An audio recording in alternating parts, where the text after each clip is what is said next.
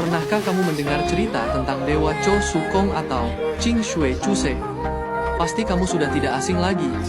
Berikut saya akan bercerita sedikit tentang dewa ini. Qing Shui Chuse adalah dewa dari cadas air jernih. Pada masa dinasti Song, di sebuah wilayah yang kini dikenal sebagai Provinsi Hokkien, lahirlah seorang anak bernama Shen Chaoying pada tahun 1044 Masehi, tepatnya pada tanggal 6 bulan 11 Imlek. Sejak kecil, ia menunjukkan bakat spiritual yang luar biasa dan pada usia muda, ia memilih jalan sebagai seorang biksu. Chen Chaoying pergi ke Gunung Taqingshan, di mana ia berguru kepada Ming Song Chenshi, seorang guru Zen terkenal. Melihat bakat dan ketekunan muridnya, sang guru memberinya nama baru, Ozu atau Fociok, serta mewariskan kepadanya jubah dan patra sebagai simbol kebijaksanaan dan kasih sayang dalam ajaran Buddhisme. Dengan tekad kuat, ia berjanji untuk mengabdikan hidupnya demi kesejahteraan umat manusia. Penyembuh dan pembawa hujan.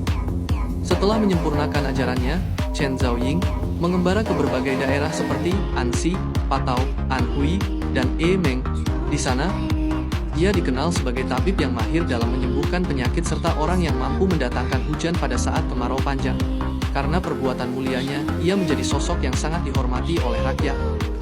Ia kemudian bertapa di sebuah gua yang memiliki mata air jernih, yang kemudian dikenal sebagai Qing Shui Yang atau Qing Shui Giam atau kadas air bersih. Dari tempat inilah, ia terus membantu orang-orang dengan air suci dan meditasi penyembuhannya. Karena kebajikannya, ia kemudian dikenal dengan gelar Qing Shui Chuse, yang berarti dewa dari cadas air jernih. Ujian dan wajah hitam legam. Dalam perjalanannya sebagai seorang suci, ia menghadapi berbagai cobaan, termasuk gangguan dari makhluk gaib dan iblis. Suatu hari, saat ia bertapa di gua Qing Shui Yan, iblis-iblis menyerangnya hingga ia jatuh ke dalam sebuah lubang yang dalam. Ia terjebak di dalamnya selama 7 hari 7 malam tanpa makanan maupun air. Namun, dengan kekuatan spiritualnya, ia tetap bertahan. Ketika akhirnya ia keluar dari lubang tersebut, wajahnya telah berubah menjadi hitam legam, sebagai tanda dari penderitaan dan ujian yang telah ia lalui. Sejak saat itu, ia juga dikenal dengan sebutan Humian Chuse, atau dewa yang berwajah hitam. Dewa yang memberi peringatan. Arca, Qing Shui Chuse, sering ditampilkan dalam berbagai warna wajah hitam, kuning, atau merah tergantung pada daerah pemujaannya. Namun, salah satu hal yang paling unik adalah hidung arca beliau. Konon katanya pernah terjadi sebuah kejadian aneh. Hidung dari arca, Ko Sukong, tiba-tiba copot tanpa sebab.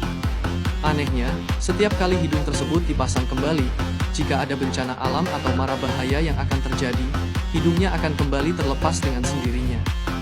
Sejak saat itu, masyarakat percaya bahwa Ko Sukong memberikan peringatan kepada umatnya tentang bahaya yang akan datang, dan ia pun dikenal dengan sebutan Luo Bizushi, atau dewa yang hidungnya terlepas.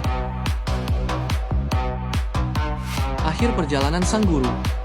Pada tanggal 6 bulan 6 Imlek tahun 1443 Masehi, pada masa pemerintahan Kaisar Weisong, Ko Sukong meninggalkan dunia ini dalam keadaan bersemedi. Hingga kini, namanya tetap dihormati oleh masyarakat Taiwan, Provinsi Hokkien, serta komunitas Tionghoa di berbagai belahan dunia. Dengan penuh penghormatan, banyak orang masih memuja Qing Shui Chuse, memohon perlindungan, penyembuhan, serta pertolongan dalam menghadapi berbagai kesulitan hidup. Bagaimana menurut kamu tentang cerita ini? Apakah ada yang kamu ketahui tentang Cho Sukong?